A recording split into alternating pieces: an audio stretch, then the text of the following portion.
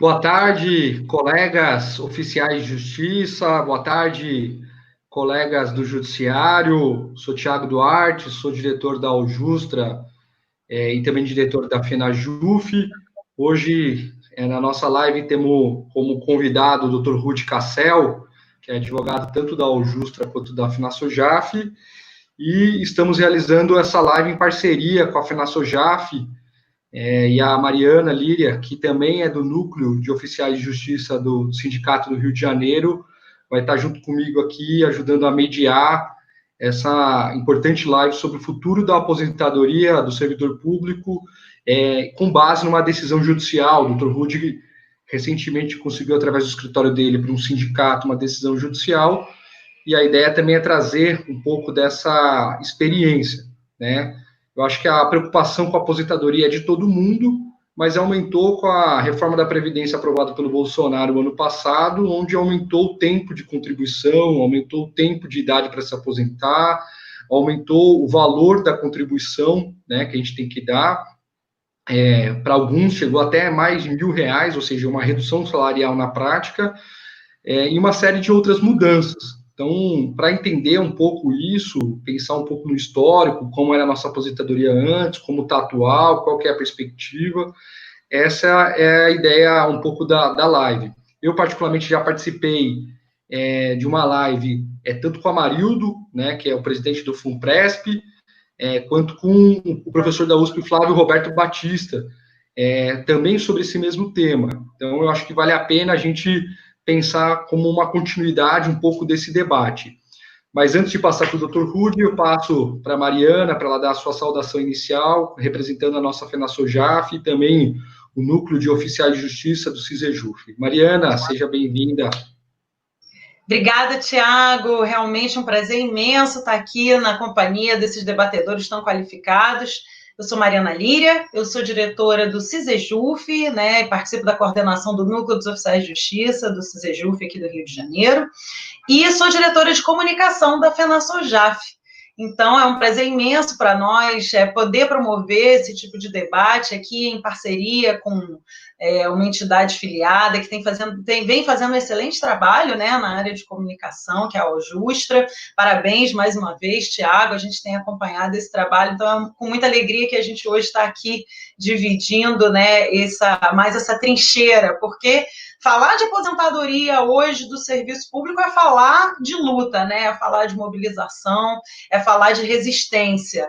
Né? Há alguns anos a gente estaria falando em conquistar mais direitos e hoje a gente fala em manter, em não perder direitos tão duramente conquistados, né? No caso da aposentadoria, então, fazer essa reflexão, de fato, tem sido uma agrura, uma angústia, né, para o colega que hoje está em exercício. Eu vinha meditando aqui, sabe, Rudy, sobre o que a gente trataria aqui hoje, e eu liguei para o meu pai, eu estava confirmando os requisitos da aposentadoria dele, e é muito gritante, né? Ele foi bancário no Banerj, né, o extinto Banco do Estado do Rio de Janeiro.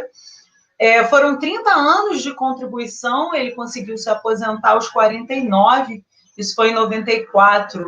E quer dizer, hoje, para a gente ver, eu fico realmente abismada como de uma geração para outra a gente teve uma mudança tão significativa, né, dos parâmetros para se conquistar a aposentadoria. Naquele tempo, a gente não tinha, né, esse requisito da idade mínima, mas hoje eu, mulher, teria a idade mínima de 62 anos para me aposentar, mas como não apenas eu ainda estou longe dessa idade, mas a julgar pelas últimas mudanças legislativas, constitucionais, que acredito que tenha sido aí em número de 5 ou 6, no período da aposentadoria do meu pai até hoje, né, que já se passam aí mais de 20 anos, 25 anos, e a questão que a gente trabalha hoje é que um servidor público com tempo de carreira, como eu e o Tiago temos, por exemplo, a sensação que a gente tem é que eu não posso sequer contar com os requisitos que estão postos hoje, porque a gente já tem o gatilho da idade e a gente vê que essas condições, para que a gente preencha os requisitos, elas vão se agravando. O regime jurídico ele vai piorando para o servidor e ele vem se agravando, e a gente fica com aquela sensação assim de que aquela cenourinha na frente, que quanto mais a gente se aproxima, mais ela vai se distanciando. Então, a gente se pergunta como que, para o funcionalismo público como um todo, a angústia, né, e como lidar com essa expectativa de direito que tem se mostrado cada vez mais distante para a gente. E quem sabe, se a gente puder, agradecendo aí pela presença dos colegas oficiais de justiça que possam estar conosco, quem sabe a gente dá uma palhinha no final sobre a aposentadoria especial que a gente busca conquistar. Doutor Rude.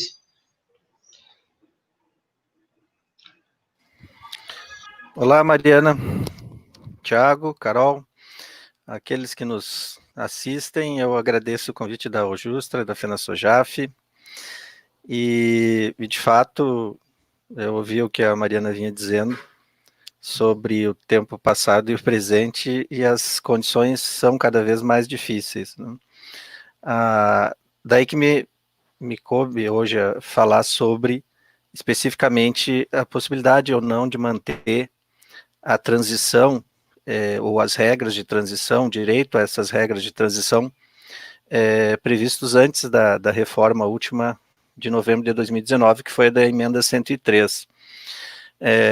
Fazendo, e eu vou falar sobre isso rapidamente, fazendo só um apanhado do que são requisitos atuais, para aqueles que estão vindo se situarem, nós tivemos um aumento de idade, né, considerável para 65 anos homem e 62 anos a mulher, e tivemos diferenças na fórmula de cálculo, tanto em requisitos quanto em critérios de cálculo do benefício.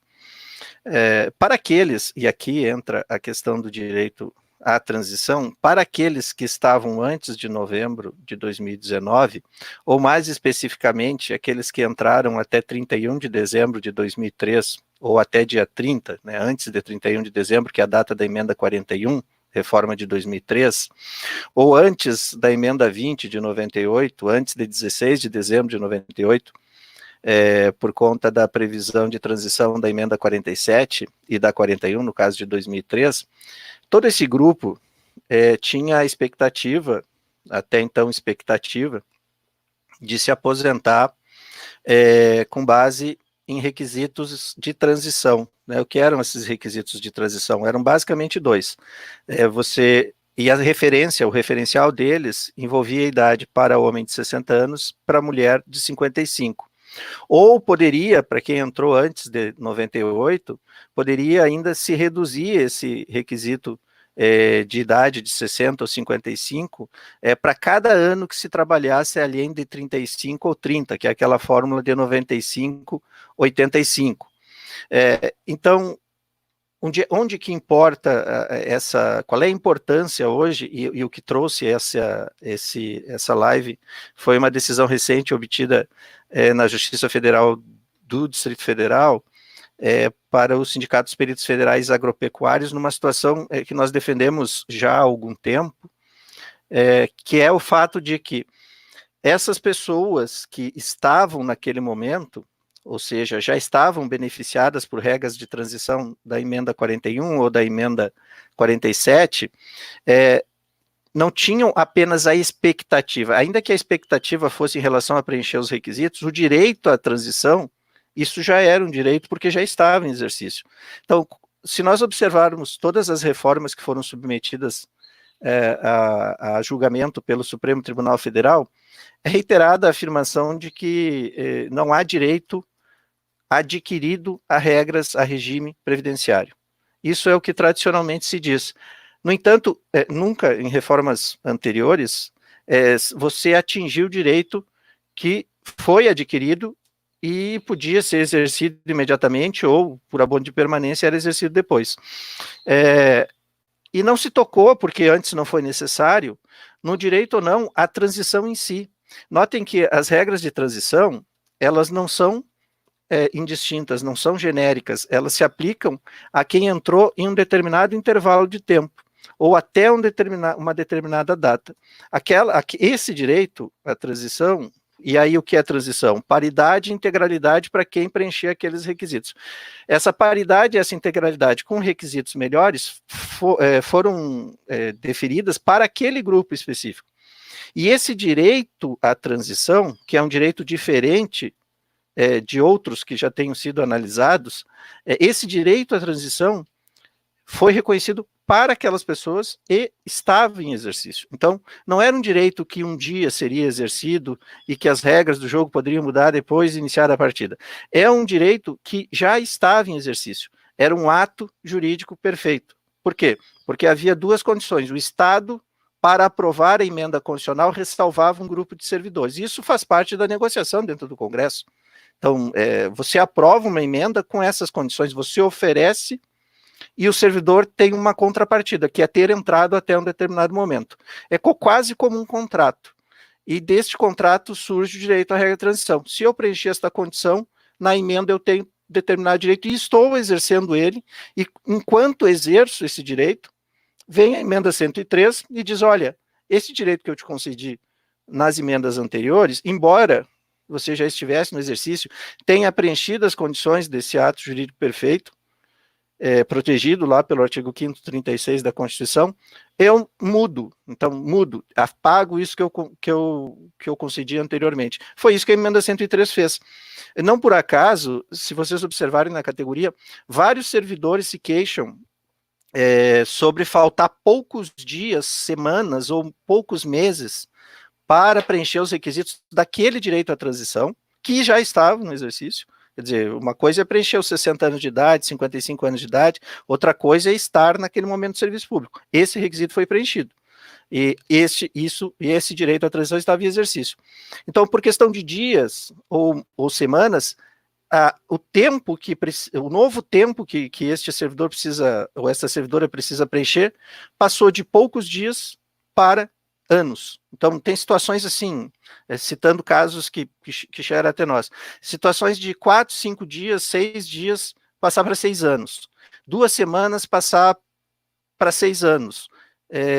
Indistintamente. Então, principalmente para aqueles que começaram mais cedo e que estavam na transição especial da emenda 47, que entraram antes de 16 de dezembro de 98, então chove situações para essas pessoas de ter que trabalhar anos por conta de dias, porque faltavam dias quando em novembro quando veio a emenda constitucional 103, de 2019.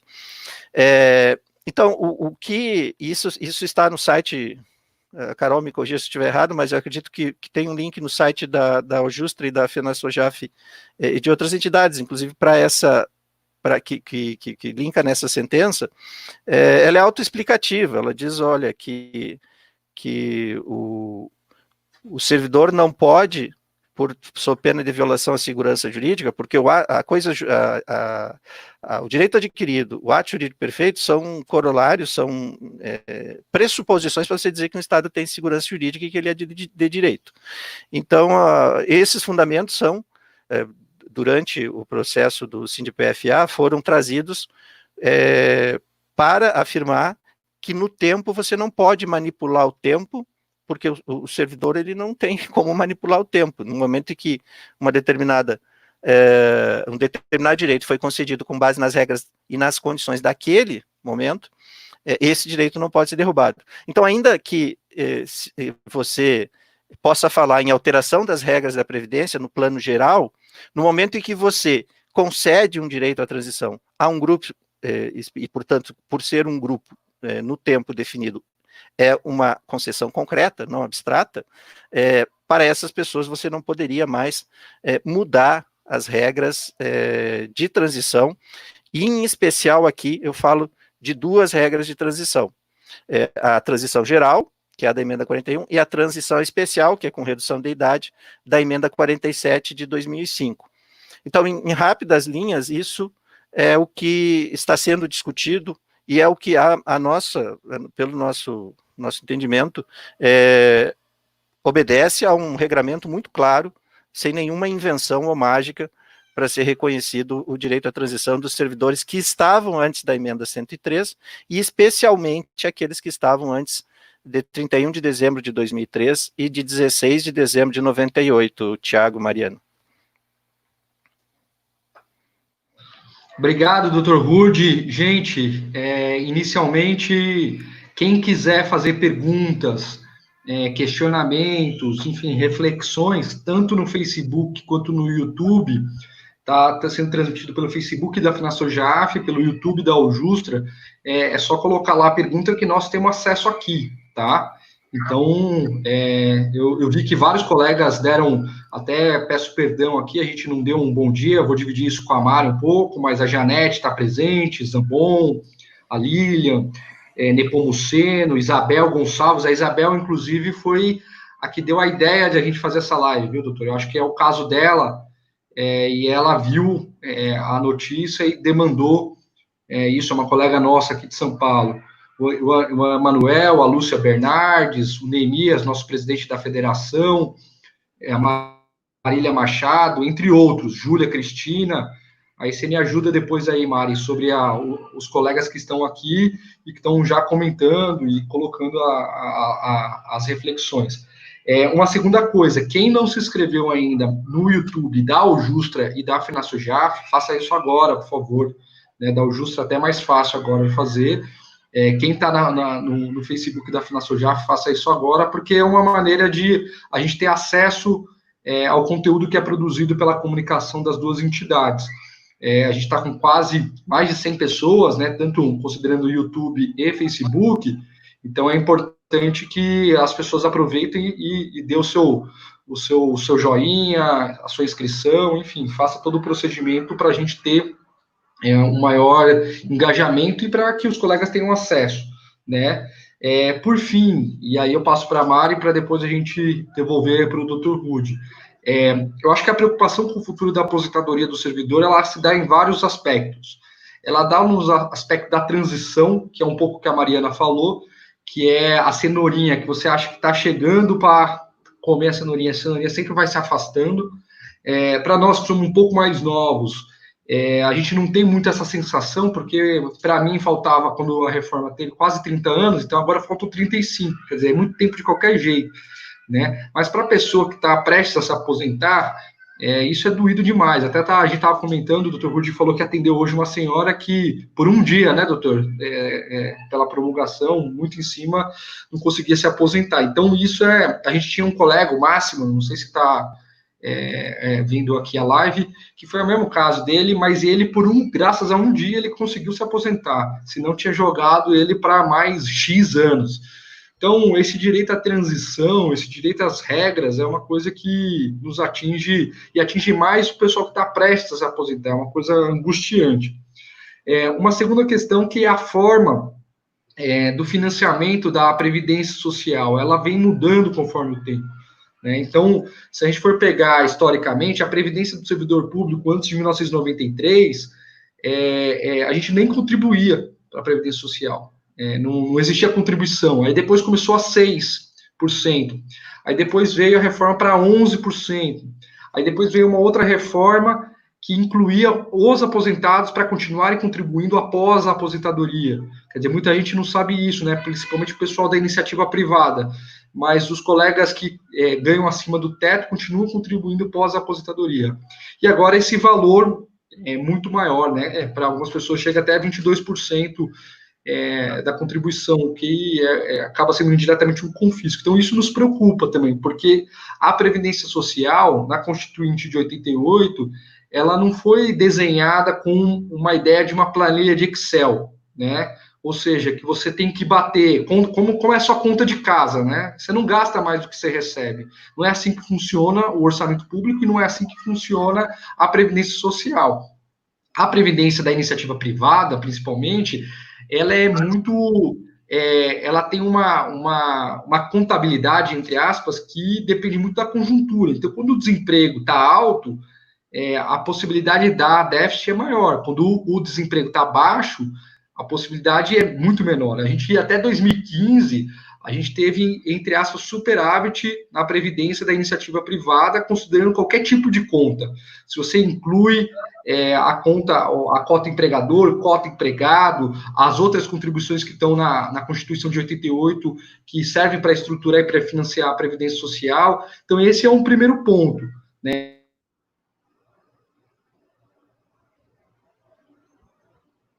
E parece que tivemos debate aposentadoria como uma aposentadoria como direito. Perdão, acho que deu uma falha, né? Eu acho da aposentadoria como direito. Estamos ouvindo agora? Tá todo mundo... Faltou um pedacinho que você falou, mas no contexto deu para a gente entender. Pode seguir. Ah, tranquilo. Então, da aposentadoria como um direito para a aposentadoria como algo que tem que caber numa planilha de Excel, ou seja, tem que dar superávit, né? Então, eu acho que a gente precisa ter essa preocupação de resgatar a aposentadoria como um espaço, um direito das pessoas a ter um momento de descanso depois de muito tempo de contribuição, né? E, por fim, aí passo para a Mari. Muitos colegas, desde 2013, já entram no FUNPRESP, né? Então, vejam, se a gente tiver essa cabeça de planilha de Excel, a base de contribuição, depois de outubro de 2013, para todo mundo que entrou, ela é em cima do teto do INSS. Então, dentro da lógica do déficit, vamos considerar que há déficit, só para fins de raciocínio. A tendência é o déficit sempre aumentar, não é diminuir, porque a base de contribuição, hoje, eu contribuo com 11% sobre o total. Todo mundo que entrou depois de 2013, outubro de 2013, no judiciário, fevereiro, no executivo, ele tem uma base de contribuição menor, porque contribui só em cima do teto do INSS.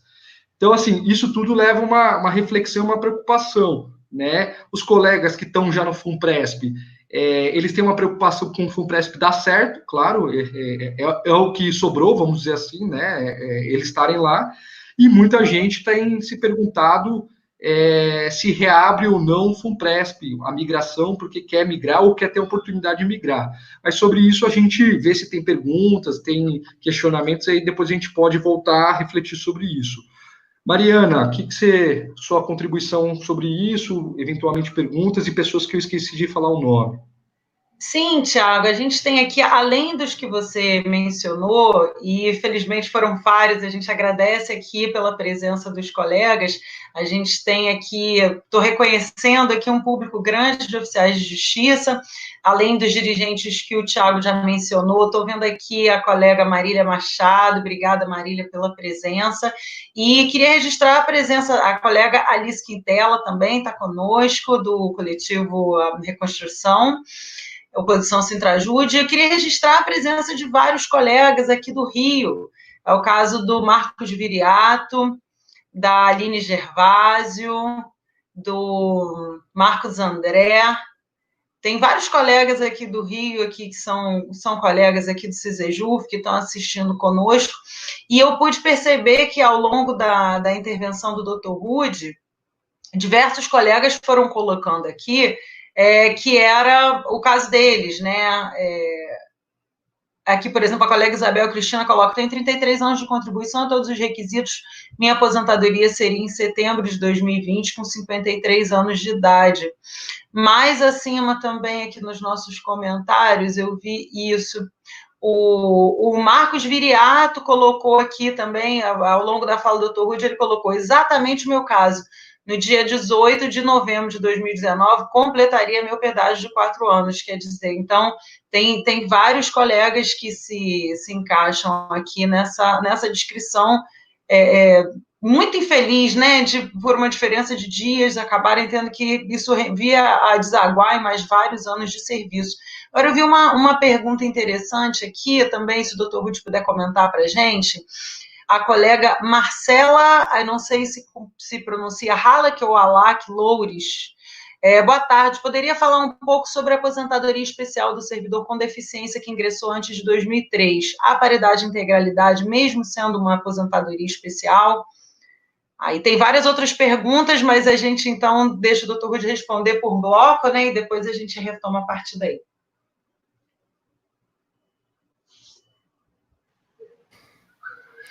Do bloco, eu peguei aqui a última pergunta, a primeira foram mais de uma, foram 3 perguntas, foi isso?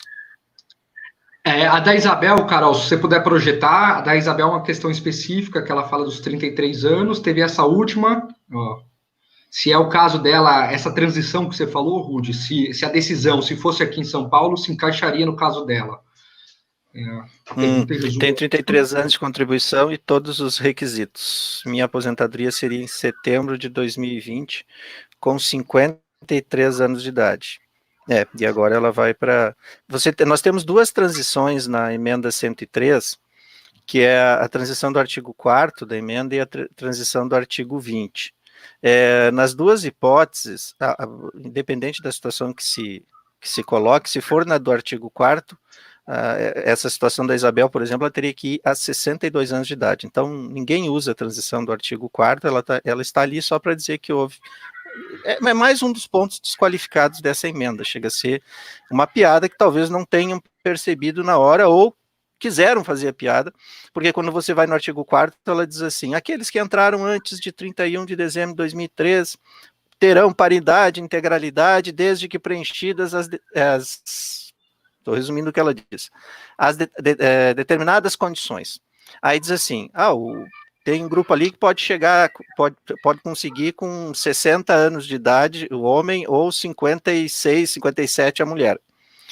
E aí você diz, não, então, a transição não é tão complicada assim, da emenda 103. Aí tem um parágrafo, logo em seguida, que diz assim, mas se entrou antes e quiser manter a paridade e a integralidade, obrigatoriamente o homem tem que ter 65 e a mulher 62 anos de idade. Então, assim, acabou essa transição. Ela é a transição de 65 e 62. Aí você vai para um outro artigo, que é o artigo 20 da emenda 103, e ela diz que é possível, né, em condições diferenciadas, você chegar a essa paridade e integralidade, desde que você trabalhe 100% do que faltava quando saiu a publicação da emenda 103, para chegar aos 35 anos no caso da mulher, do homem, e 30 anos no caso da mulher. E aí tem que trabalhar 100% desse período. No caso da Isabel, essa ação interessa porque ela permanece dentro da previsão de antes, com essa possibilidade de chegar aos 53 anos, uma idade inferior.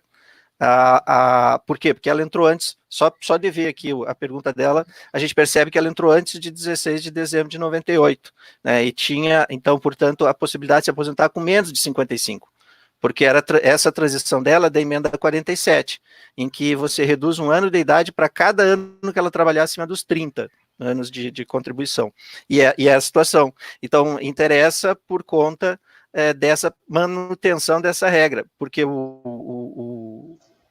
essa regra da emenda 47, ela foi revogada pela emenda 103, e a transição da 41 também, só que foi revogada para quem estava em exercício o direito à transição. Então o direito à transição é reconhecido como direito adquirido.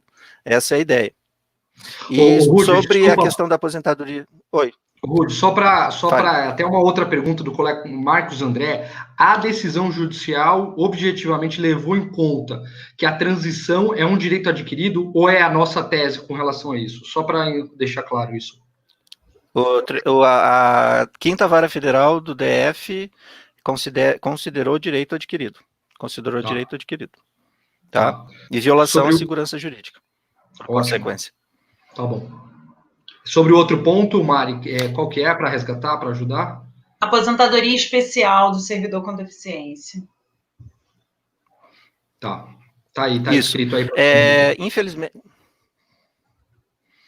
Infelizmente, Marcela, que é quem nos pergunta, a aposentadoria especial do servidor com deficiência, seja antes ou depois da emenda 103, numa imitação das regras que se aplicam lá no regime geral, nenhum dos 2 casos se aplica paridade e integralidade, né? Nos 2 casos você confere melhores condições de aposentadoria, mas como nos demais casos de aposentadoria especial de antes da reforma da Previdência, ou depois agora da reforma da Previdência, você aplica a média remuneratória.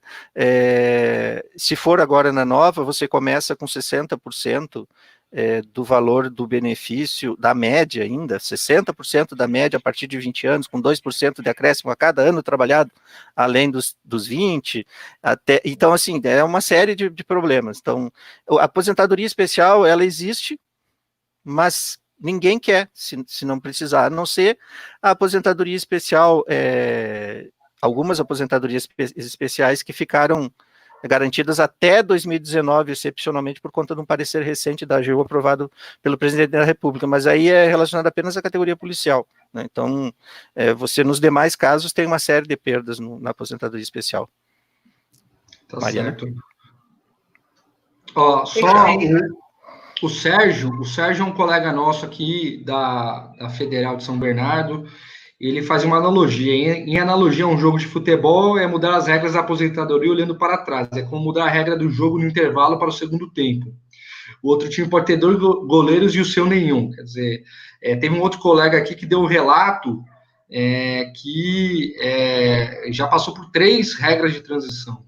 Que é a conversa anterior que a gente falou de você está chegando na aposentadoria e vem uma regra de transição e joga você para frente.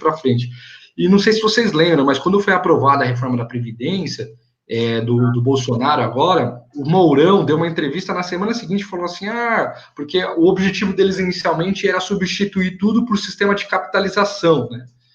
Guardar as proporções, para quem é da JT vai saber, é como se fosse um FGTS que você vai lá e contribui todo mês na sua conta vinculada. Perde-se totalmente a solidariedade, é um conceito que foi implementado no Chile, até o Paulo Guedes ajudou lá, durante a ditadura, né, do Chile, é um sistema totalmente inadequado, para dizer o mínimo, né? Tanto é que há idosos chilenos, e relatos disso, que acabam se matando no Chile, porque ficam numa situação tão de penúria, do ponto de vista financeiro, pós-aposentadoria, decai tanto a qualidade de vida dele, que ele não quer ser um peso para a família. Então, assim, só que o Mourão falou, daqui a 4, 5 anos, já que não aprovou o que a gente queria, a gente vai ter que rediscutir a reforma da Previdência. Então, esse é um ponto. E outro ponto a contribuição extraordinária foi aprovada na reforma da Previdência. Isso está em julgamento no STF.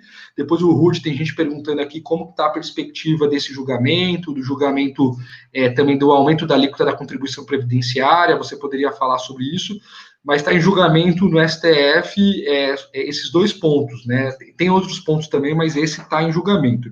E por fim, e aí passo para a Ju, que também está acompanhando aqui, a Milton, a Alice Safar. Por fim, eu passo para a Mariana. O Sérgio está perguntando, essa tese passa no STF? Né? Visto a decisão do ministro Celso de Mello, é a pergunta dele, Rude. Mari, se quiser comentar alguma coisa, senão a gente devolve para o Rude e na próxima você comenta. Vamos ouvir o Rude e em seguida a gente faz outra pergunta. Então, a reforma... Oi? Alguém... Vai lá, Rude, está contigo. Tá. A reforma da Previdência e a instituição das alíquotas progressivas, que pode chegar até 22%, e eu chamo a atenção para um detalhe em relação à alíquota progressiva, que nós temos o costume de divulgar a alíquota efetiva, né, que é aquela alíquota média, e que é um discurso, quando nós fazemos, pró-governo, pró-reforma. Por quê? Porque nós não temos que tratar de alíquota efetiva, nós temos que tratar... O que nós temos que tratar é que a União permite, ou melhor, a reforma da Previdência permite que se cobre alíquotas de até 49,5% somado com o imposto de renda. Então, nós temos uma alíquota de até 22%. Isso é uma realidade, porque não vai demorar para esses 22% se estenderem para o restante da remuneração. Então, não é porque hoje eu pago 19%, porque hoje eu pago 16,5%, pago 14% em média, que eu tenho que defender a alíquota efetiva, né? A minha alíquota efetiva, eu adoro quando eu vejo assim, não, a minha alíquota efetiva é de 14,86%, porque uma parte entra em... Não, sim, tudo bem, mas a parte da sua remuneração, onde entra uma alíquota de 16,5%, por exemplo, mais 27,5%, corresponde a 43,5% dos seus rendimentos, sem contar IPVA, IPTU ICMS, ISS, todos os impostos que aí não são da União, todos os tributos que não são da União, que consomem mais de 50% do que você recebe por mês apenas em tributação. Então, a alíquota efetiva é um discurso que não nos interessa porque ele não é real, né? E porque, de fato, para cada faixa remuneratória, você tem um tipo de imunidade ou um tipo de isenção, e o que importa é por faixa remuneratória quanto incide. Mas essas alíquotas, elas foram submetidas a uma série de ADIs. A Mariana deve lembrar que a primeira decisão, inclusive de alíquota progressiva, contra a alíquota progressiva, foi do CICEJUF, lá do Rio de Janeiro, e onde foi deferida a tutela para suspender, e logo em seguida foi suspensa a tutela.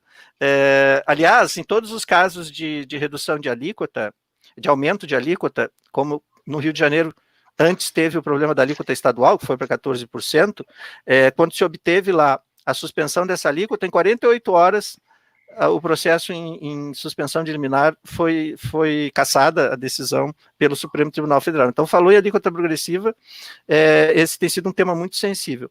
E aí, nas ADIs que tramitam no Supremo, que é a 6254, 6255, 6271, 6367, e alguma outra que eu tenho, 6258, elas foram a julgamento depois que o ministro Barroso, a partir de um conjunto de tutelas deferidas para suspender as alíquotas progressivas, foram a julgamento diz que a gente não deve passar a mão no rosto, né, quando está falando em live, agora eu acabei de passar e me deu um remorso aqui. Perdão. Nem em live, nem em tempos de pandemia, né? É verdade. Estamos tomando bronca aqui, gente, da Mariana. O tempo todo. Estamos tomando bronca aqui da Mariana, gente, no privado. Eu e o Rude aqui. Vai lá, Rude. Etiqueta de live, ainda mais gente. Com esse capa, eu tenho que mudar esse... Tempos de pandemia, a vida é dura, né? Até colega cobrando etiqueta na live tem. E com esse negócio até a água é difícil de tomar, porque a gente vem tomar água e bate com um copo em cima do microfone. Então, essas ADIs, o ministro Barroso tinha adotado o rito do artigo 12, lá da lei das ADIs, que é decidir tudo em plenário. Como muitas decisões começaram a surgir, ele indeferiu a cautelar para suspender o deferimento dessas liminares. E aí submeteu ela a plenário. E quando iniciou o julgamento em plenário, ele confirma, ratifica, obviamente, o indeferimento da cautelar. E submete isso aos demais ministros a um julgamento virtual que deveria durar 5 dias úteis, mas começa na sexta e termina na outra sexta, apesar do regimento prever 5 dias úteis. Então acaba dando 6 dias úteis, sexta e de segunda a sexta da semana seguinte. E no meio desse julgamento, ali por quarta, quinta-feira, nós atuamos nessas ADIs, seja como autor numa delas, ou o amicus curiae, ou amit curiae em outras. Após o voto do ministro Barroso, acompanhou o ministro Marco Aurélio e o ministro Edson Fachin e Alexandre de Moraes acompanharam o ministro Barroso no indeferimento da cautelar. E aí o ministro Lewandowski pediu para retirar, apresentou destaque para retirar da pauta virtual, seja porque ele tem divergência ou porque entende que a matéria tem que ser julgada por videoconferência ou presencial. E então o cenário hoje é esse: o Supremo indica que vai manter essas alíquotas progressivas, mas o processo ainda tem apenas 4 votos e faltam outros 7 a partir da análise da continuidade do julgamento, quando o ministro Lewandowski, ou quando tiver pauta, votar no processo. Então, esse é o cenário atual das alíquotas progressivas, Tiago. Acho que você perguntou sobre outra coisa também, eu não me recordo exatamente agora. Não, era sobre isso. Era isso, né? Tá. Tem alguma coisa para falar, Mari? Eu queria... Desculpa, Mari, lembrei. O Sérgio, da Federal de São Bernardo, perguntou, Rudi, se essa decisão judicial tem lastro no STF, considerando a decisão do ministro Celso de Mello. Vai lá. Essa de mostrar aqui embaixo é legal do sistema ficar. Então, essa tese passa no STF, visto a decisão do ministro Celso de Mello. O que acontece em relação à regra de transição é o seguinte: nós tivemos basicamente 3 regras de transição sucessivas. As da emenda 20, que envolvia basicamente pedágio. Quando surgiu a idade mínima, a Mariana falava no início que quando o pai dela se aposentou, não tinha a questão da idade mínima. Não porque não contribuísse, é porque você considerava o tempo de serviço ou o tempo de contribuição. A idade é uma forma de ir prorrogando, né, para você ter que contribuir mais tempo. Tanto que hoje, para você chegar a 100% da média, você tem que trabalhar 40 anos. Né, homem e mulher, independente, tem que trabalhar 40 anos para chegar a 100% da média. 40 anos de contribuição. Fora a idade mínima, né? Se começou depois, então se começou aos 18 e chegou aos 58 a 100% da média, não adianta, vai ter que chegar aos 65 ou 62.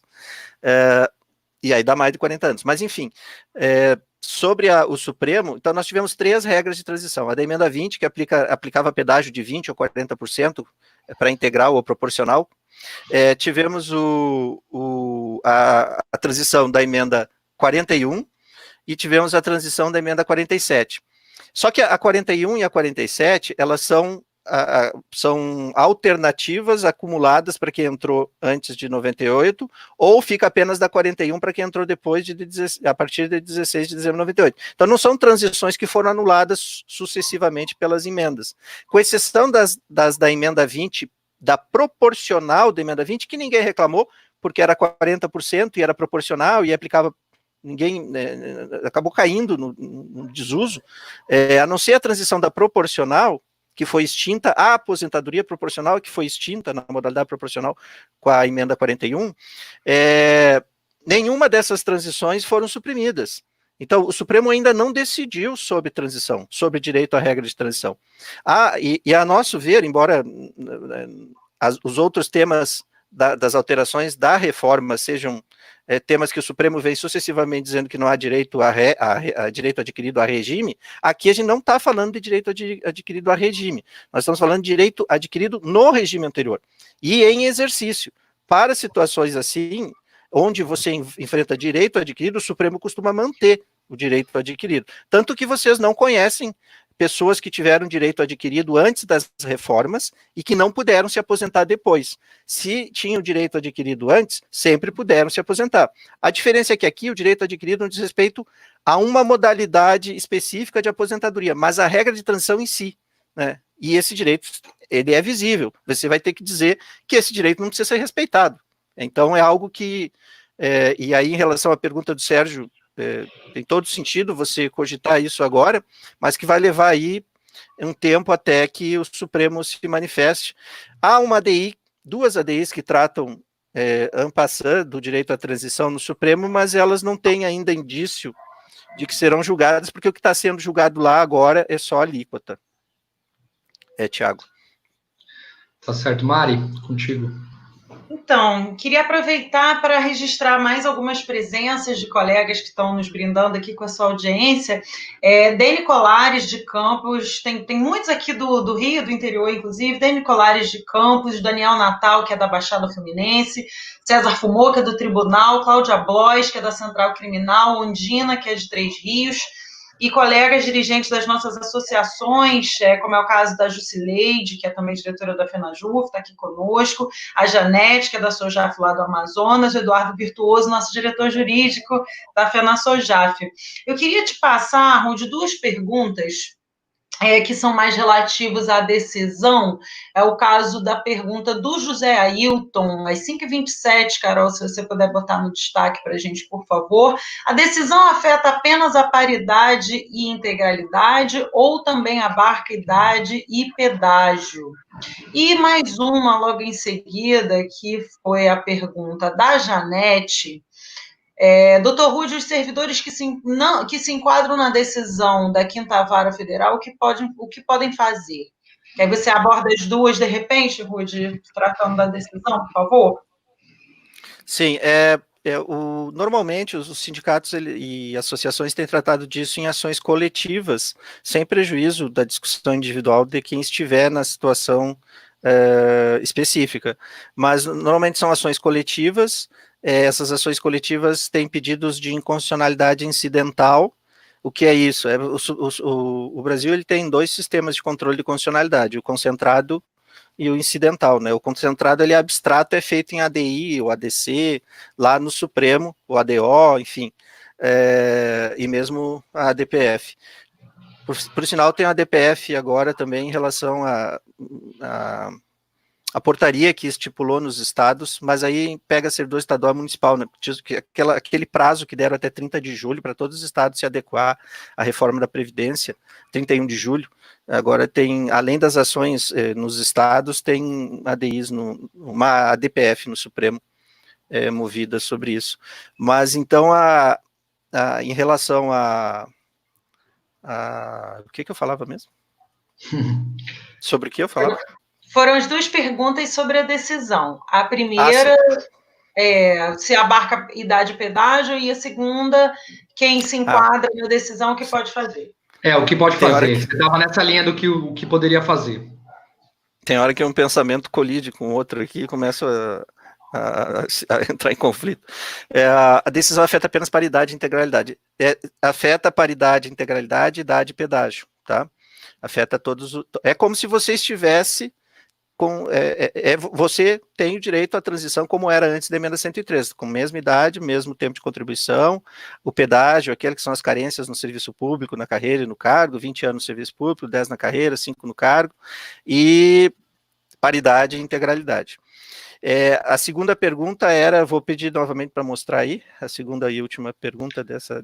Ali, os servidores que se enquadram na decisão, o que podem fazer? Sim, aí são ações coletivas com pedido de inconstitucionalidade incidental, foi aí que eu perdi, que eu entrei num abismo de outros pensamentos. É ação coletiva com pedido de inconstitucionalidade incidental, que é a inconstitucionalidade feita fora o controle de constitucionalidade feito fora do Supremo Tribunal Federal. E aí a declaração do direito. Oi. Doutor Rudi, só uma pergunta pontual, incidental sobre essa. As associações, pelo fato da questão do ônus de sucumbência, a gente já conversou sobre isso, da dificuldade de propor ações que você reivindica, para não falir a associação, que você reivindica acréscimo salarial ou coisa significativa. Mas esse tipo de ação não é o caso. São ações que não é para você pedir um acréscimo salarial. Nesse caso, as associações elas têm uma condição política, vamos dizer assim, já que financeiramente é mais viável, de entrar com essas ações. É isso ou não? Sim, elas podem. Há duas formas de entrar. Uma que evita qualquer risco de sucumbência, que é o mandado de segurança coletivo. Quando você, nesse caso, o ideal seria fazer um requerimento administrativo, pedindo a aplicação, o gestor vai dizer que não pode, porque a emenda não deixou, e impede o mandado de segurança coletivo. A outra é uma ação coletiva em que o valor da causa, na verdade, ele é inestimável, nesse caso, porque você está tratando da inconstitucionalidade em si, né, no sentido incidental.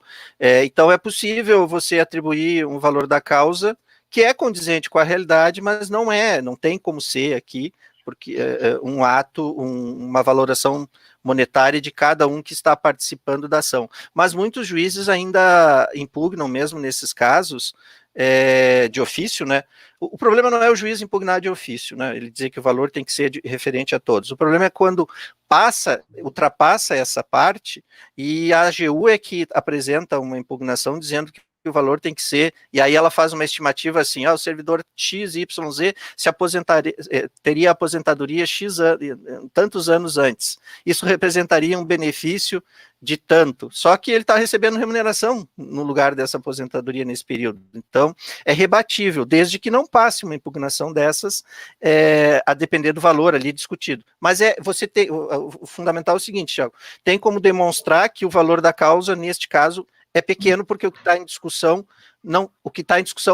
é tempo de trabalho, não é valor, porque é o tempo, claro. Enquanto eu não estou recebendo proventos, eu estou recebendo remuneração. Foi muito boa essa sua pergunta. Não, eu estou perguntando, eu acho que talvez os colegas não saibam muito desse debate, mas há uma dificuldade hoje para as associações, uma jurisprudência nova do STF, nova sim, né, não é tão nova, mas está pegando a gente, que acaba jogando o ônus de sucumbência das ações, de algumas ações. Por exemplo, o pessoal às vezes perguntou sobre a GAGE, aquela ação que teve associação aí que fez isso daí, né? Por que não coloca ação que incorpora a GAGE no total e não sei o quê?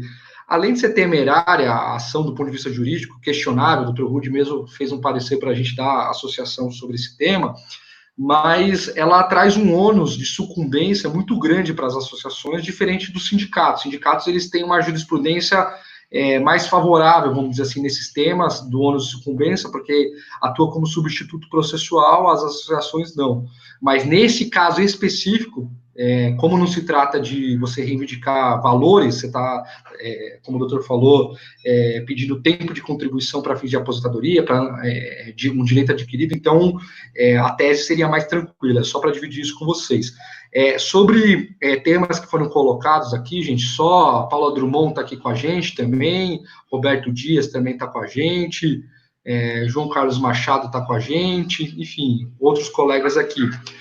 O Zambon colocou uma pergunta, cara, eu não sei qual o horário aí, se pudesse destacar. Reforma fala no dobro do tempo que faltava para o tempo de contribuição. Como fica se eu já tenho o tempo de contribuição completo? Segura essa pergunta, Carol, por favor. Além disso, tem duas outras questões sobre o FUNPRESP. Depois, na sequência, passa essas do FUNPRESP também, Carol, por favor.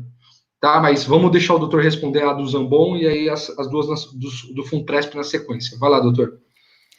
É ótima essa pergunta, Zambon, porque quando nós lemos ali justamente a transição do artigo 20 da emenda 103, ela fala o dobro do tempo que faltava para chegar a 35 ou 30.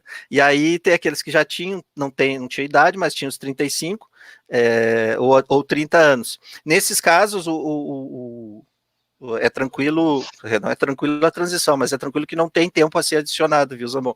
No caso, se o servidor já tinha 35 anos, de contribuição, ou a servidora tinha 30 anos de contribuição, ela não tem pedágio, ou ele não tem pedágio a pagar. Só tem que chegar aos demais requisitos, como a idade ali, que vai para 60 e...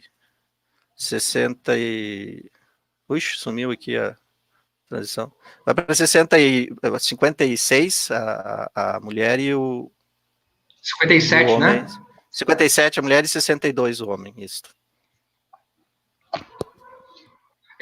Carol, agora os dois temas sobre o FUNPRESP só. Acho que foi a do Rodrigo Barreto, às 5h47. Existe possibilidade ou perspectiva de reabertura do prazo de migração para o FUNPRESP? Era essa, Thiago, que você tinha mencionado? Era essa e tem uma sobre a PEC paralela também na sequência, se eu não me engano. Que é o Francisco Eduardo. Existe alguma novidade sobre o andamento da chamada PEC paralela da Previdência? Tanto o Rodrigo Barreto como o Francisco Eduardo são colegas aqui da Semana da Capital do Rio de Janeiro. Obrigada pela presença de vocês. Doutor Rude. Então, Zambon, 60 anos e 57 só na transição. Tiago também, que eu falei 62, estava conferindo aqui. Porque tem 1 milhão, essa emenda, a emenda 103, ela é tão desarticulada e antissistemática que você duvida da própria crença quando lê e chega a conclusões sobre ela. E aí uma hora são 62, 65, 60, então são 60 e 57 nesse caso que o Zambon tinha tratado, e sem necessidade de contagem em dobro. É uma transição melhor do que a do artigo 4º, que praticamente não existe.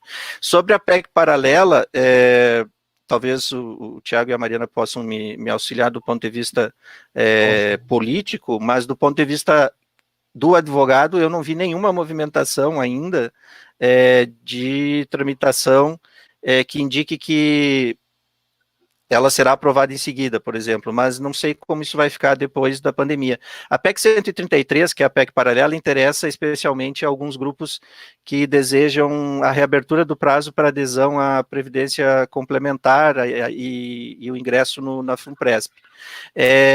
Eu acredito que quem já esteve com o Amarildo, o Thiago disse que tiveram uma live, a menos que tenha sido antes de 17 de junho, tiveram ciência do despacho do presidente da República, que esclareceu vários pontos, aprovando o parecer e aí se tornou vinculante da AGU sobre a FUNPRESP. Eu recomendo a todos que leiam esse parecer, porque tudo que diz respeito, tudo que você queria saber sobre benefício especial, mas ainda não sabia, que é para quem, benefício especial para quem entrou antes, ou tinha até medo de ser esclarecido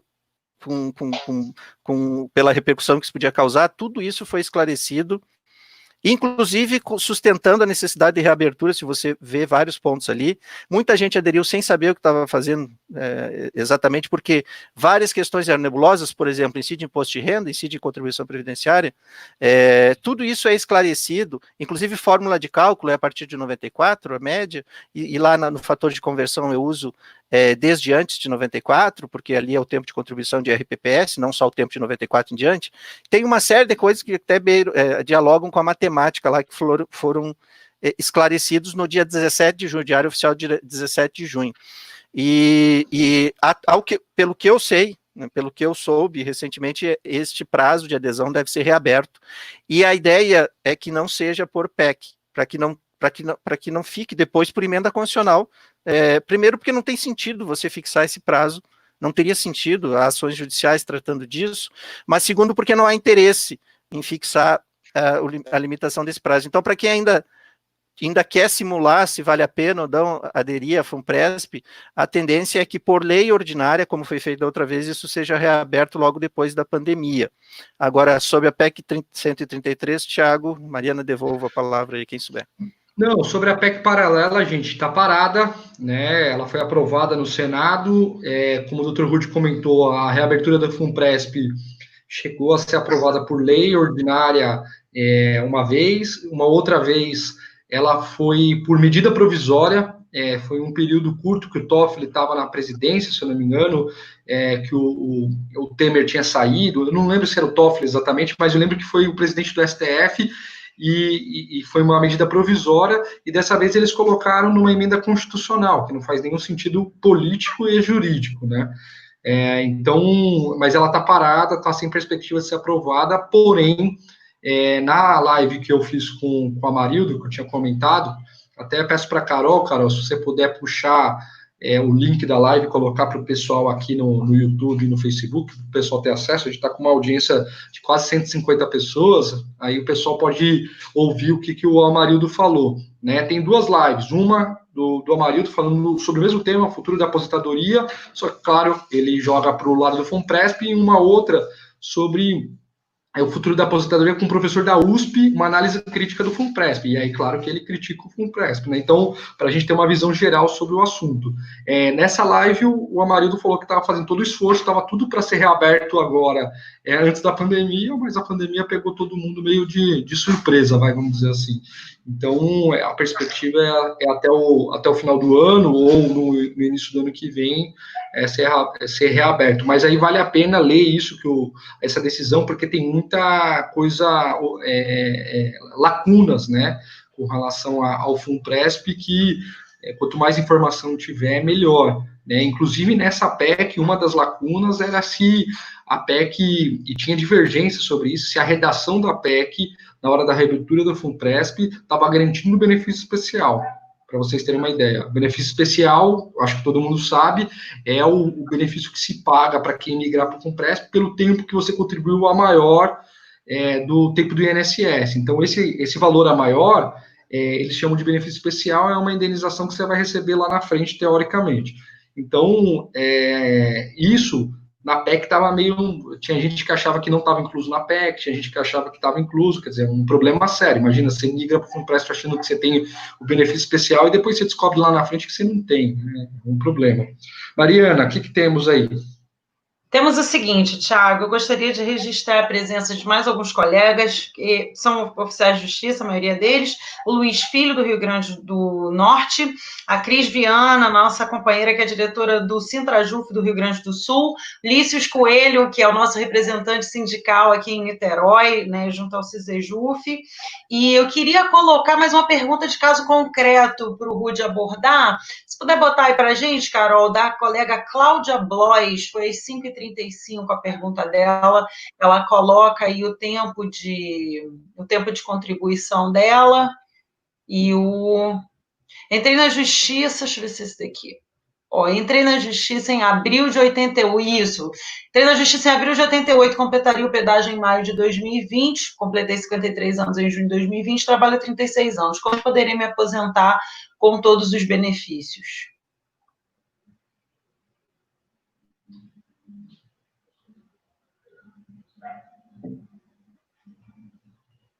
Vocês podem ir falando enquanto eu faço as contas aqui. Deixa aí na tela. Não tira isso da tela. Caramba, deixar na tela. Obrigado. Se tirar da tela, minha memória não chega tão longe.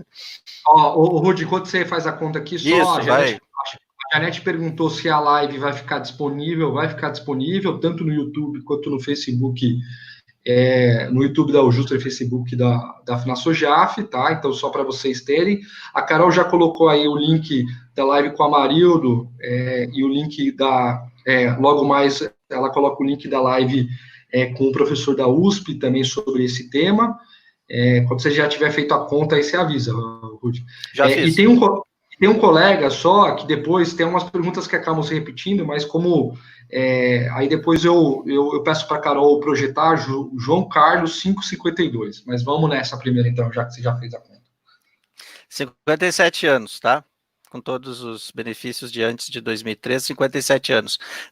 Como as regras estão hoje, né? Se não surgir nada aí nos próximos anos, aos 57 anos. Veja, ela vai ter que trabalhar, ela era um dos casos que ela teria redução da idade de 55, já estaria se aposentando se fosse na transição especial, mas com a emenda 103, ela tem que ir na transição da emenda 20, do artigo 20 da emenda 103, de 2019, e aí leva a idade para 57 anos, está vinculado com aquilo que o Zambon perguntou antes, ela não tem pedágio a pagar, porque ela já tinha 30 anos em 2019, mas ela tem a idade da transição, que é 57, e olha, nem adianta ler o artigo 4º, volto a dizer, imagina, se fosse a transição do artigo 4º, ela tem que ir a 62, em vez de 57, a menos que vingue essa questão do direito à regra de transição em decisão judicial anterior, ela tem que ir até os 57. Tá certo. O João Carlos 552, uma pergunta, registrando a presença da Cris Viana, uma colega nossa da direção do Sintrajuf, Rio Grande do Sul, está aqui também acompanhando a live. João Carlos, vou ler aqui. Reforço a pergunta sobre a reforma fala no dobro do tempo que faltava para o tempo de contribuição. Aqueles que já tinham completo ficam valendo somente os outros requisitos, que você acabou de falar sobre isso, né, Rudy? Somente os outros, exatamente. 60 anos para homem, 57 anos para mulher. Tá. Mari? Ô, Rudy, vamos aproveitar que você está afiado nas contas, que é o forte de todo mundo de humanas, né? Para não dizer o contrário. Nós temos mais uma pergunta aqui de caso concreto, que é uma colega do TRE de Minas, Cláudia Hofer, não sei se estou pronunciando corretamente. Às 5h44, Carol, a Cláudia pergunta, eu fiz 55 e 30 anos de trabalho em maio deste ano, mas tem que trabalhar até 57 anos mesmo? Oi? Dá para responder pronto? Agora depois de fazer a primeira conta, as outras estão dentro da equação, a equação fica entre a direita e a esquerda aqui, ó. Aí é só trocar os dados. Fiz 55 e 30 anos de trabalho. Sim, é o caso também de até 57. Lembrando que se fez em maio deste ano, os 30 anos, significa que em dezembro faltava... agora eu vou ter que fazer conta. Dezembro até maio tem quantos meses? Me ajudem, por favor. 5. Então tem que trabalhar 5 meses, mais 2 meses e meio, 7 meses e meio. Já vai ter atingido, 57. 57. Gente, teve uma colega aqui que perguntou, Maria Chagas, quero migrar e não quero aderir ao FUNPRESP, né? E aí em cima ela fala, haverá reabertura para migração para o regime geral? Maria, o regime geral você pode migrar a qualquer momento. Mesmo para o FUNPRESP, quem quiser migrar, pode migrar para o FUNPRESP. A questão não é essa, talvez o pessoal está com a informação um pouco bagunçada aqui. Mas assim, você querer sair do regime público para o regime geral, abandonar esse direito, você pode fazer a qualquer momento. Eu não recomendo, mas você pode fazer. Não faria isso comigo, não faria com os meus filhos, não faria com os meus pais, não faria com ninguém, mas se você quiser, você pode fazer a qualquer momento. Agora, inclusive agora, hoje, amanhã, só que lembrando que é irretratável, irrevogável, todos aqueles termos lá que são usados. E para o FUNPRESP também é possível migrar agora. O problema é que quem migra agora não garante o benefício especial, né? Então, quem migra agora abandona todo o tempo de contribuição a maior do teto do INSS. Esse é o ponto. Mas se quiser migrar para o FUNPRESP, inclusive, tem gente que acaba fazendo facultativo o FUNPRESP, né? Só que quando tem a facultatividade do FUNPRESP, a União não contribui com o valor que o mesmo valor que você contribui. Ela só contribui quando você migra de fato, não coloca o investimento. Então, só para deixar claro isso, tá?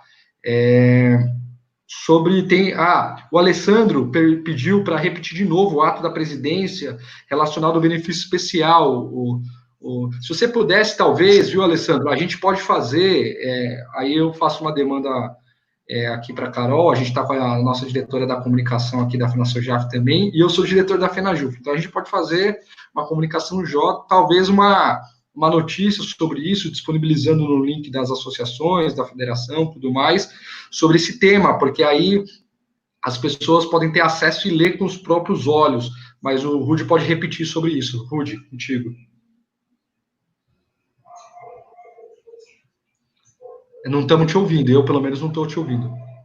Que tem 2 níveis aqui de filtragem do som, agora eu tinha fechado outro. Diário Oficial da União, publicado no Diário Oficial da União de 17 de junho de 2020, edição 114A, seção 1, extra, página 2. Tá? São os despachos do presidente da República que aprovam o parecer.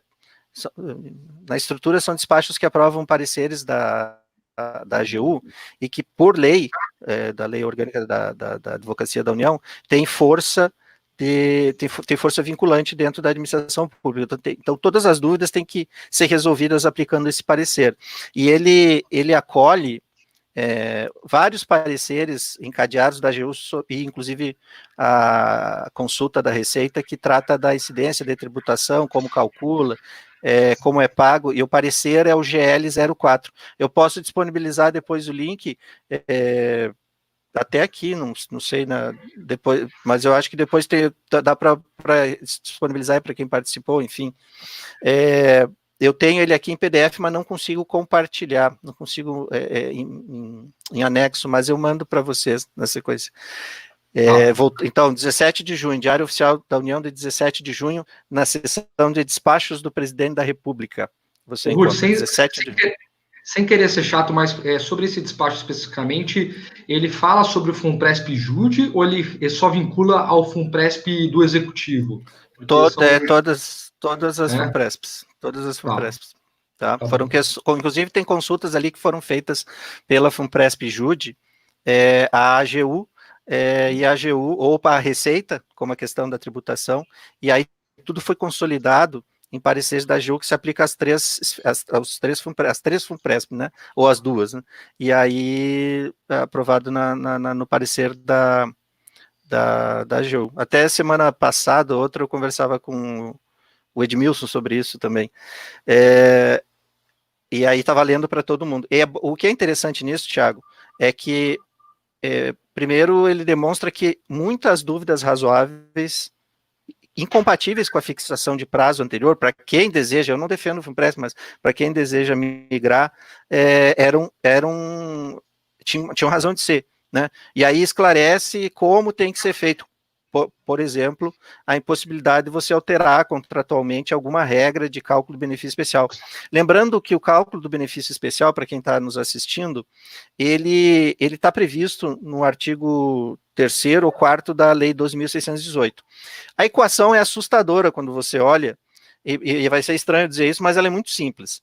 Ela envolve a diferença entre a média remuneratória que você aplicaria de 94 para cá, de julho de 94 para cá, dela você abate o teto do regime geral.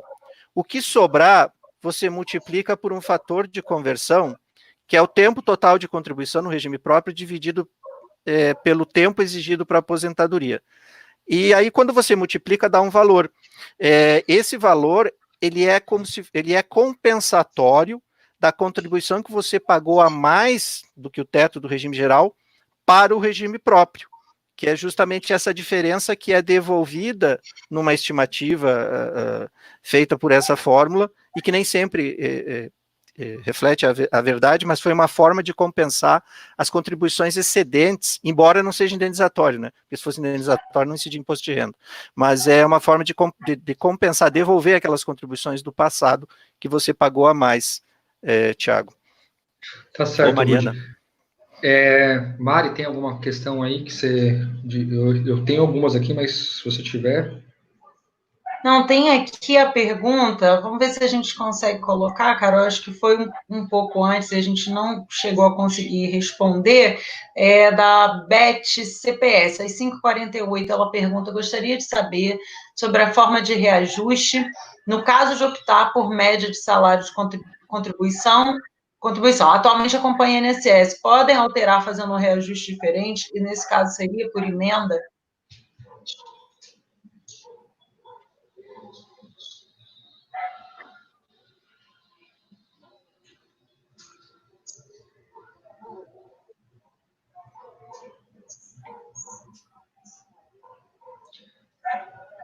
Rude? Oi. Pode alterar fazendo um reajuste diferente. O reajuste é o do regime geral de previdência social, ele pode sim ser alterado depois da emenda 103, ele não precisa seguir necessariamente o reajuste do benefício do regime geral, mas ele segue já desde antes da emenda 103 o do regime geral de previdência social. Até comentando sobre isso, viu, gente, parte da Previdência Social tinha um debate sobre a desconstitucionalização, né, da Previdência Social. E para a iniciativa privada, muita coisa foi barrada, continua na Constituição Federal. Mas para o serviço público, muita coisa foi desconstitucionalizada. Vou dar um exemplo, abono permanência. Antes o abono permanência era o valor da contribuição previdenciária, que é o que é hoje. Hoje, ele fala em até o valor da contribuição previdenciária e deixa para a lei regulamentar essa questão. Então, é um exemplo pequeno, tem vários outros aqui que não vai dar tempo para falar sobre todos eles, tá? Mas só para vocês terem claro. Zambon perguntou Thiago? Aqui... Oi, desculpa, só um minutinho, porque eu tinha os dois despachos aqui. Um é o da aposentadoria especial dos policiais, que foi também objeto de despacho vinculante da Presidência da República, e o outro é o da FUNPRESP benefício especial, que envolve também a Procuradoria-Geral da Fazenda Nacional. Só corrigindo, eu coloquei aqui no chat, foi no Diário Oficial, porque os dois vieram um logo depois do outro, foi no Diário Oficial da União, a pergunta anterior, de 27 de maio de 2020, edição 100, seção 1, página 118, tá? Este é o parecer do benefício que esclarece, assim, para vocês terem ideia, são 1, 2, 3... mais 11, são 14 esclarecimentos pontuais entre grupos e subgrupos sobre o que como tem que ser calculado e o que envolve o benefício especial. Ele é só sobre o benefício especial.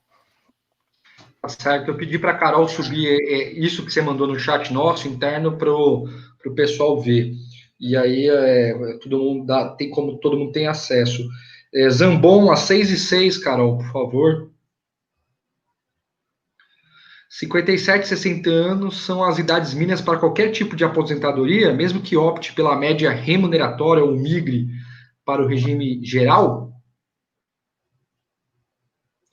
Enquanto o Dr. Rude pensa... 57... Oi, desculpa. Pode falar. Vai lá. Não, eu achei que precisava... 57 e 60 são as idades de transição do artigo 20, tá? A a nova idade mínima é de 65 anos para homem e 62 anos para mulher. Tá.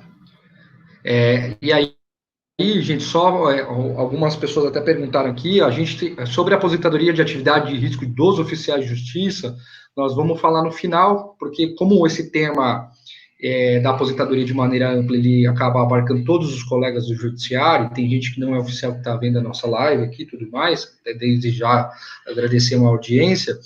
Então a gente vai deixar isso mais para o final, inclusive estamos acabando, até porque já faz 1h13 que a gente está aqui, né, só no pinga-fogo aqui com o Dr. Rude. Então, assim, nos finalmente aí, as últimas perguntas, Mari, o que temos? Então, eu ia justamente sugerir que a gente fosse, de repente, pensando já em abordar esse tema, não sem antes registrar mais algumas presenças aqui, o colega Fúvio Barros, lá de Goiás, daqui do Rio de Janeiro também, o Ricardo Rodrigues, que é oficial da Militar, muito atuante aqui junto ao nosso sindicato, e da colega Ana Célia, que é oficial criminal aqui na capital, no Rio de Janeiro. Ela também pergunta se vai ser disponibilizada a gravação dessa live.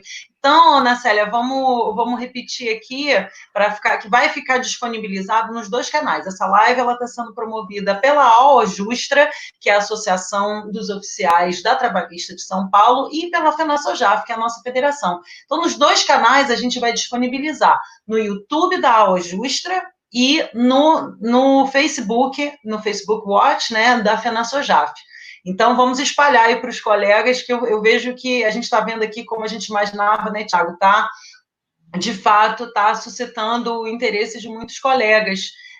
Tem mais uma pergunta aqui, às 6h10 do José Ailton. Eu acho que a gente, depois dessa, a gente, de repente, pode tratar da atividade de risco. Ele pergunta, toda aposentadoria hoje com idade menor que 62 mulheres e 65 homens não tem paridade e integralidade? Conforme o artigo 4, parágrafo 6º da emenda, ele botou 130, mas calculo que queria dizer 103. Sim, toda aposentadoria nova, para quem se submete à regra geral, não tem paridade e não tem o conceito de integralidade que a gente conhecia, porque o conceito novo de integralidade é média remuneratória, que pode ser de 60% a 100%. Antes de nós já tínhamos essa possibilidade, né?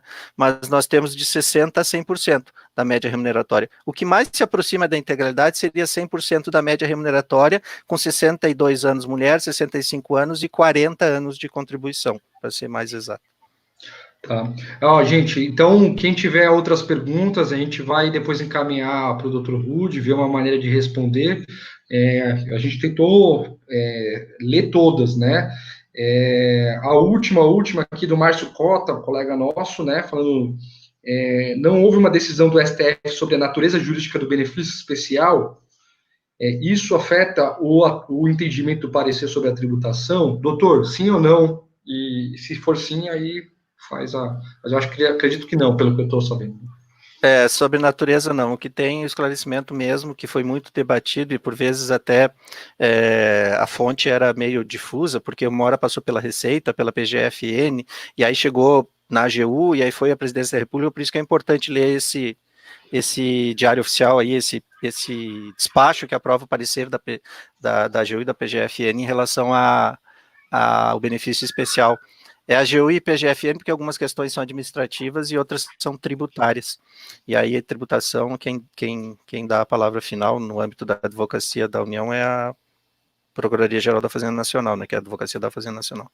É isso. Tá. A Carol tá falando que vai subir esse vídeo também no YouTube da FenaSoJaf, tá, gente? Então, quem não se inscreveu no canal da Aljustra, da FenaSoJaf, no Facebook de ambas as entidades, por favor, faça isso para ter acesso ao conteúdo que a gente leva. A FenaSoJaf tem especialmente feito muitas entrevistas com oficiais de justiça de todos os países que vocês podem imaginar. Todos é exagero meu, mas com muitos colegas de vários países. Então, vale a pena conhecer um pouco a história, a trajetória, as diferenças dos colegas e oficiais de justiça de outros países. Então, eu recomendo, quem não viu, dar uma olhada lá. E, por fim, aí eu passo para a Mari, que ela é a nossa especialista sobre a aposentadoria por atividade de risco dos oficiais, para fazer a introdução.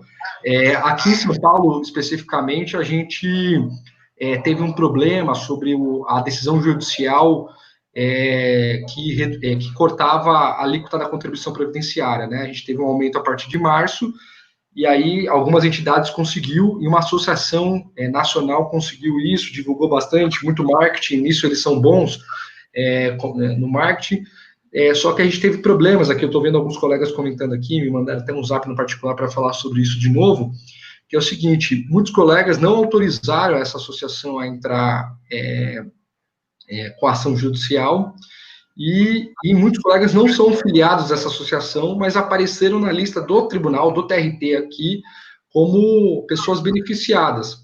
Então, durante 2 meses, o valor da alíquota foi menor, e agora, no mês de julho, em uma única parcela, vai ser descontado, porque foi revogado, né? Teve uma cautelar que foi acolhida pelo Barroso, então, em um mês só, vai ser devolvido os 2 meses que acabou tendo uma contribuição menor sobre isso. Então, assim, primeiro, aí eu passo para o Dr. Rude para finalizar esse ponto, e aí que ele pediu para falar sobre esse ponto, mas eu acho que a gente tem que tomar um certo cuidado com isso, né, porque tem gente que não estava sabendo que o nome estava, às vezes a pessoa não acompanha o contra-cheque mês a mês, né, de repente vem um desconto grande e não está preparado para isso, né.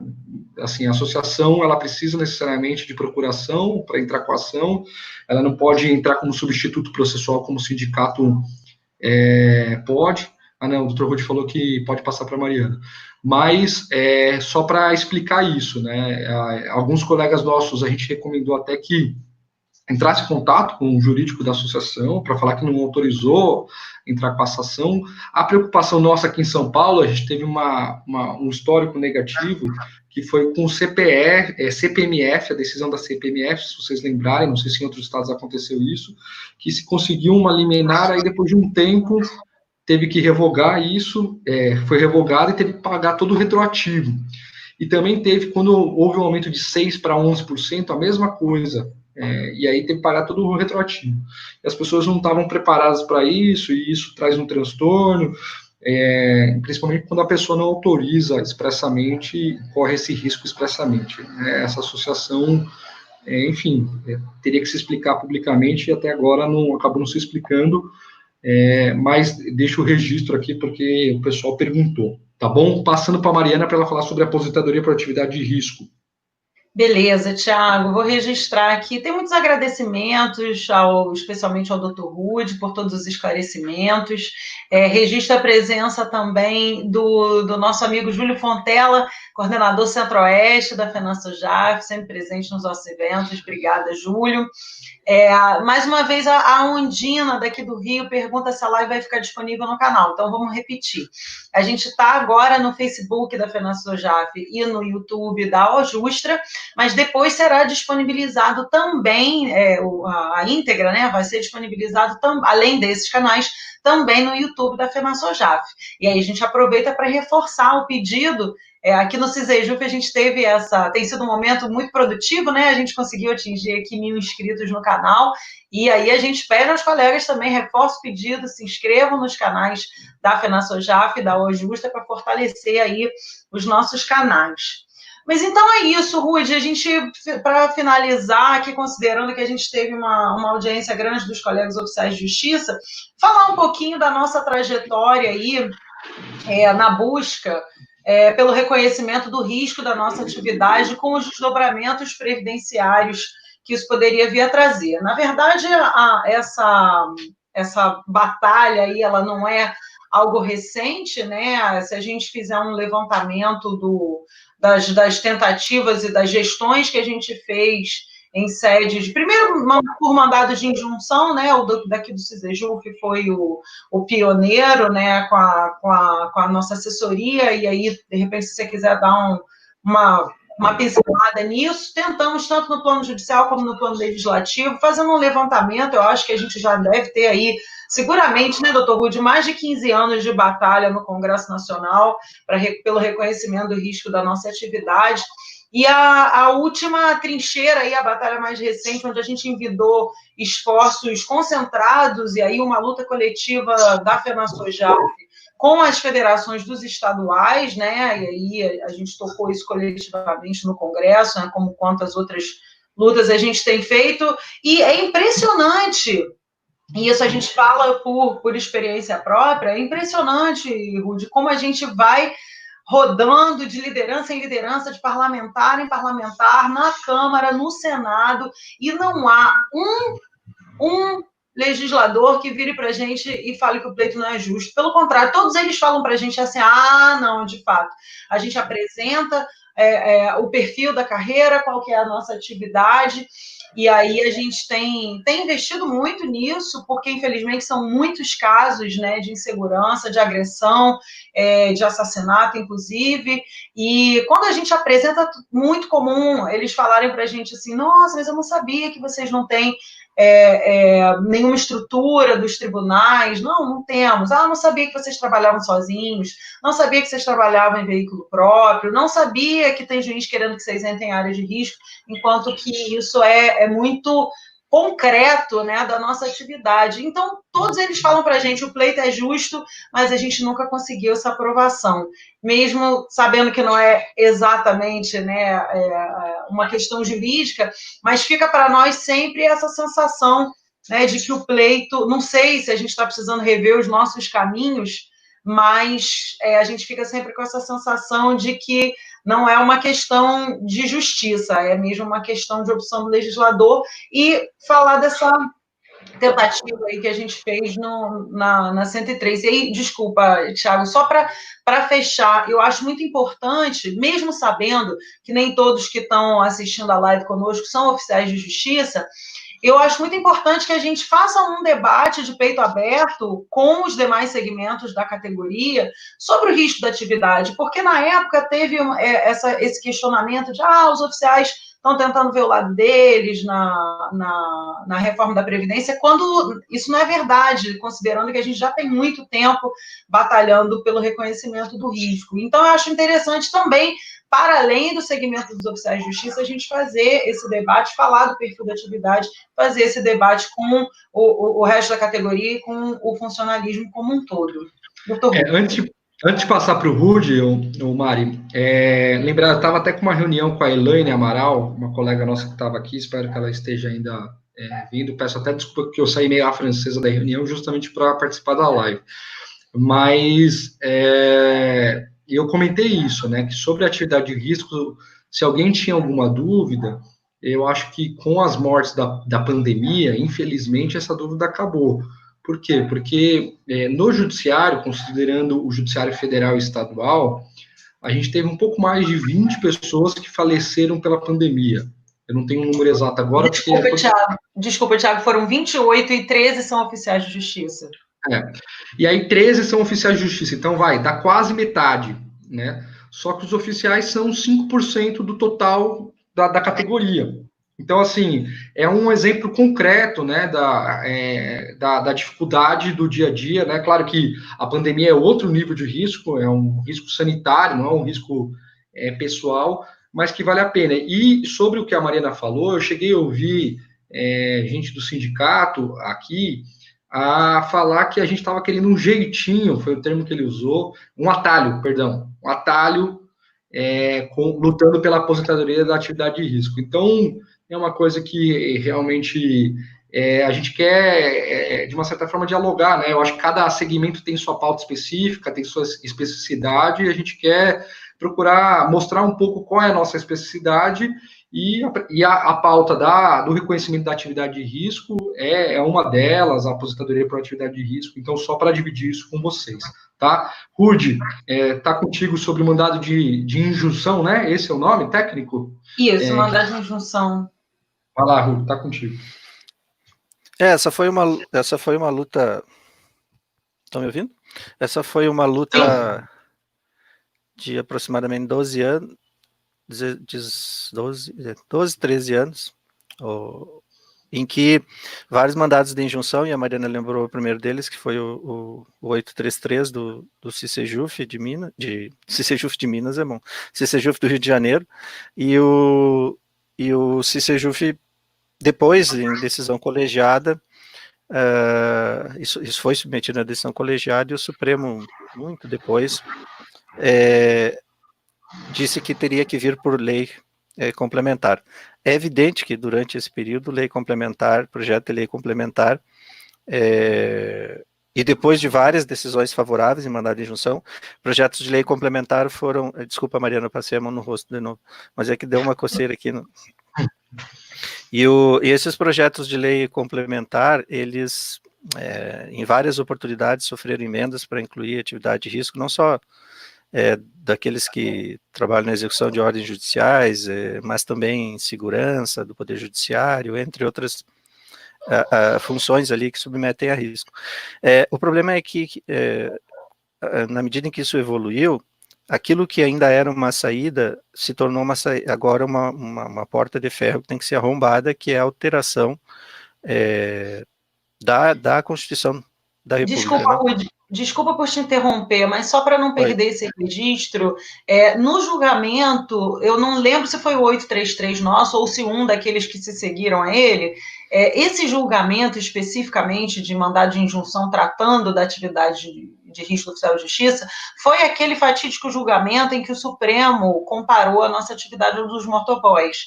Temos todo respeito pela atividade dos motoboys, mas a nossa tem uma roupagem diferenciada, uma característica diferenciada e uma fundamentação diferenciada. Quer dizer, esse foi um julgamento que pesou muito sobre o segmento dos oficiais de justiça, né?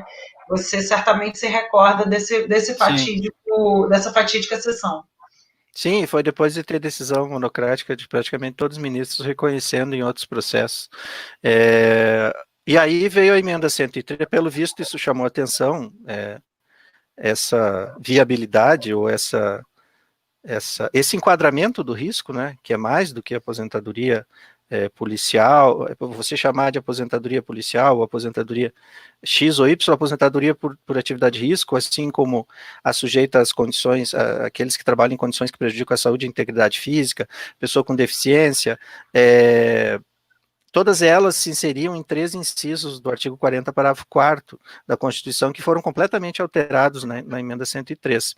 E para se ter ideia, hoje, as únicas modalidades que têm direito à aposentadoria por atividade de risco, como se fosse para colocar um tapume em cima disso, ficaram assim, basicamente, policial, agente penitenciário, agente socioeducativo, e ponto. Entendeu? É isso. Então, hoje, a aposentadoria de risco está especificada, não é mais ela está especificada num 3º nível, porque são 3 níveis: aposentadoria especial, risco, aí policial, agente penitenciário, oficial de justiça, agente de segurança, enfim. E agora, nesse 3º... A nossa emenda era para entrar nessa redação. E aí teve uma...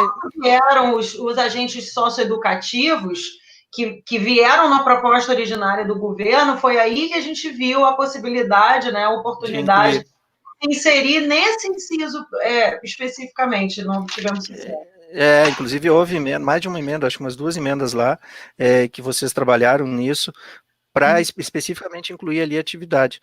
E ela não foi acolhida, e agora, esse hoje é o parágrafo 4º do artigo 40, que é onde estão o que antes era atividade de risco, o parágrafo 4º hoje precisa ali de uma nova emenda, né, de uma nova alteração, para que, de fato, a gente possa trazer essa discussão de novo, porque o mandado de injunção que antes era possível por conta do inciso 2º do artigo 40, parágrafo 4º do artigo 40 da Constituição, hoje ele não existe, então você não teria um mandado de injunção hoje para tratar disso. Precisaria, de novo, alterar a Constituição nesse ponto, e aí é uma mobilização política importante para que o oficial ali estivesse, não só ele, mas outros segmentos funcionais que também têm esse enquadramento de risco mencionados, e que a emenda foi extremamente excludente.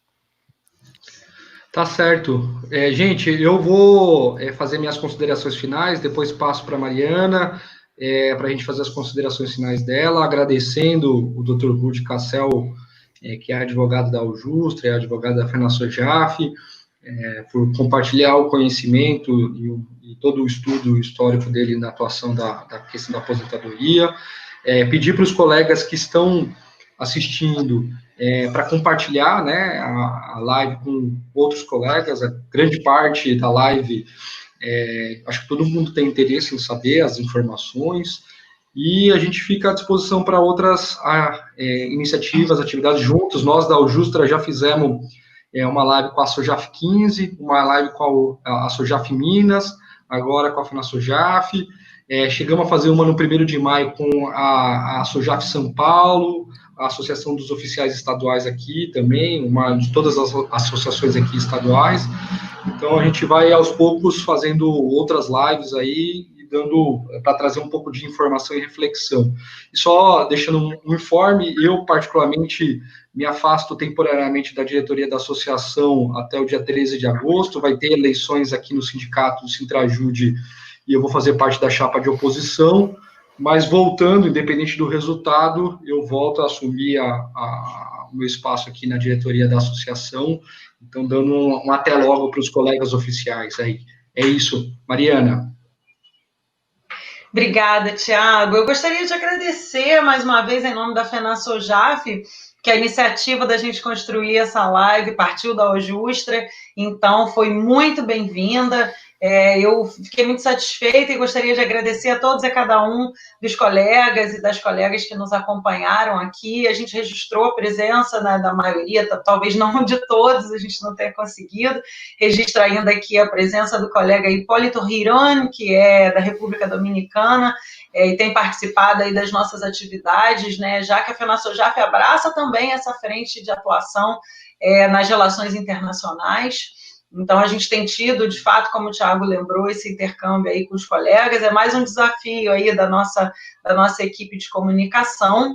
Queria agradecer a Carol, nossa jornalista, que fica aqui nos bastidores, ela que é de uma eficiência impecável, de uma dedicação incomparável, e, né, agora, nesse período da pandemia, tem sido extremamente solicitada, está trabalhando dia, tarde, noite, fim de semana, né, Carol? Coitada, a gente demanda tanto ela e ela sempre nos atende com um sorriso, então merece todo o nosso reconhecimento e valorização. Queria agradecer mais uma vez também ao Rude. Rude, eu acho que eu não vou contar quanto tempo nós nos relacionamos aqui pela direção do sindicato, porque as pessoas vão fazer uma rápida conta, né? Só direção do sindicato eu tenho 12 anos, e desde quando lá atrás eu fui coordenadora do jurídico do CISEJUF, né? Você ainda antes do Cássio Ruzarim, que foi antes do Cássio Ruzarim Santo Rodrigues. Essa conta vai ficar longa.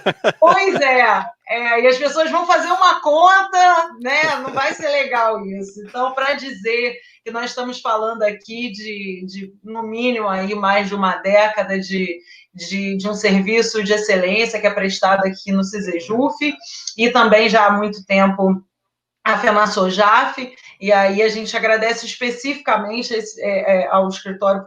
Nesse período da pandemia, tem havido uma série de demandas, por estar justamente no serviço externo, o segmento dos oficiais de justiça demandou uma atenção especial nesse período, e o escritório tem nos atendido muito bem, para além da questão da HIV-PNI, que tem tirado o sono, né, de oficiais de justiça federais pelo país inteiro. O escritório está nos atendendo também com maestria, a gente agradece mais uma vez. E pelos esclarecimentos de hoje, a gente está vendo aqui, nosso chat bombou a live inteira com muitas perguntas, muitos agradecimentos. O Dr. Rude está disponível, né, para os nossos filiados das ASOJAFs, para os nossos filiados do CISEJUF, mandem consultas para o nosso jurídico, quem eventualmente a gente não tiver conseguido responder aqui, e espero que a gente possa continuar contando com essa parceria e com a presença em próximos eventos. Muito obrigada. Com a palavra, Dr. Rude. Que tenhamos muitos outros, né? Mariana, Thiago, Carol, que tem sido incansável, muito bem lembrado nessas atividades, todos que nos assistiram aqui, sem eles nós não teríamos, né, condição nem sentido de fazer essa live. Eu fico sempre à disposição, agradeço mais uma vez ao Justra, FENASOJAF, CISEJUF, a todos que participaram contribuíram para este evento, e vamos adiante, né? Que tudo corra bem. É isso, gente. Obrigado, boa tarde, boa noite já para todo mundo. E muita disposição para a gente seguir lutando, não é isso, Thiago? É isso, vamos junto, e quando tiver próximas lives a gente avisa sobre outros temas que são quentes aí para a gente. É isso, gente, boa noite. Boa noite. Obrigada, gente, boa noite a todos.